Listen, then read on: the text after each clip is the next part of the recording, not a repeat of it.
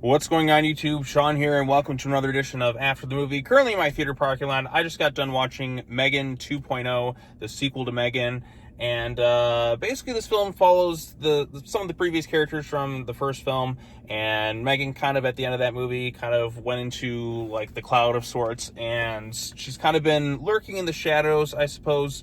However, a new powerful robot known as Amelia is brought to the forefront of things and goes on a rampage. So Allison Williams and her niece from the first film, and some of the surviving characters, have to bring M3GAN back to give her a body and work together with her to kind of stop this new overpowered AI robot. So over the top, ridiculous, campy right from the get-go.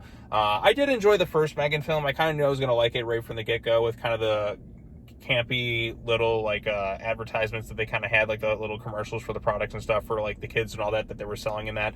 To me, that was funny. Like I said, it made me kind of laugh and chuckle at just kind of the absurdity of the whole situation. But this time around, this movie is not so much leaning into the horror as it is leaning into the action campiness of it all. I mean, M3GAN's full of quips, one-liners. You got some crazy kung fu fighting. You have a little girl who is a massive Steven Seagal fan, and there's a lot of Seagal references in this thing, which I think I was probably the only person laughing at. And then she kind of takes up his Aikido martial arts style and is breaking and snapping people's arms. I mean, what's not to love? I don't know.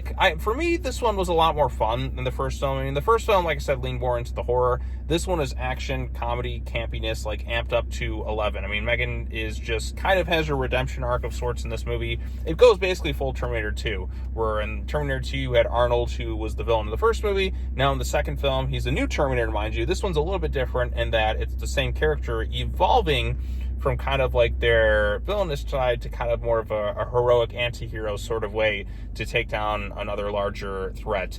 And there's twists and turns and real ridiculous stuff. I mean, you even have this one villain who shows up here at the very beginning of the movie, and I'm pretty sure if this movie came out like 15, 20 years ago, this guy would have been played by Tim Curry. There's no question in my mind. Like, this guy is really over the top, kind of wacky from the get-go, this really rich billionaire guy. He got a few laughs out of me. Like I said, this movie just leans really heavily into the silliness of it all. It kind of talks a bit about like the dangers of AI, but also kind of like a responsibility towards it. I mean, AI has become more relevant than I guess it was when the first M3GAN movie came out a few years ago. I mean, you see it just kind of appearing everywhere, and people are kind of like, whereas the first film, they kind of talk about in this film, when they reference the first film, Allison Williams' character has kind of changed a little bit. Now she's kind of preaching against like the dangers of this stuff because of like what happened with M3GAN. And even in this film, they're kind of talking about like how it kind of went out of hand. You think that would have been a warning for some people, but in reality, it just kind of like convinced people to kind of lean heavily more into it and kind of utilize it in different capacities. And even like that, the message of this thing is just like, look, the technology is going to be evolving regardless. Maybe we should just be a little bit more responsible with it. So in the case of AI rising up against us, that at least we're kind of allies as opposed to kind of enemies. And that's kind of the gist you get with it. But you're here to see M3GAN. I mean, like I said, all the memes and all the craziness from the first film. I expected this to do a little bit more. I mean, this is a Tuesday, so compared to like when this came out like last weekend, but it didn't do as well as I would have expected, because like the first film did pretty well. Like I said, the marketing worked out for it. It leans into the memes and M3GAN's dancing, and this one is really funny. My audience was laughing. My friends and I were kind of having a good time with it. I mean, there's some cool action bits with it, and you get to see robot versus robot, and it's just kind of fun. Like, it's a fun, over-the-top, entertaining kind of sequel.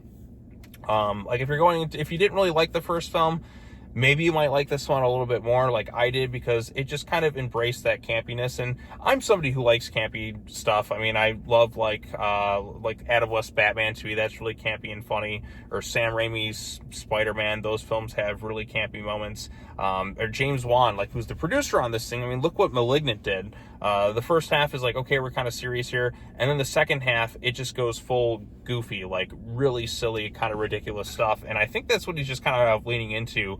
And like I said, there's some genuinely like really funny parts with it too. Like I said, the Seagull references kind of got a chuckle out of me. I think I might have been the only one laughing at a lot of it. But hey, you know what? I'd rather have something that's funny, ridiculous, and memorable in that regards than something that's just kind of bored and just leaves me with like nothing too. And there are some interesting ideas at play here. I mean, this isn't like the greatest movie I've ever seen, but for somebody who kind of went in not the highest of expectations, like, okay, let's see what they do with this one, I surprisingly had a little bit more fun because this thing, like I said, leaned into the campiness, the ridiculous of the whole plotline and scenario.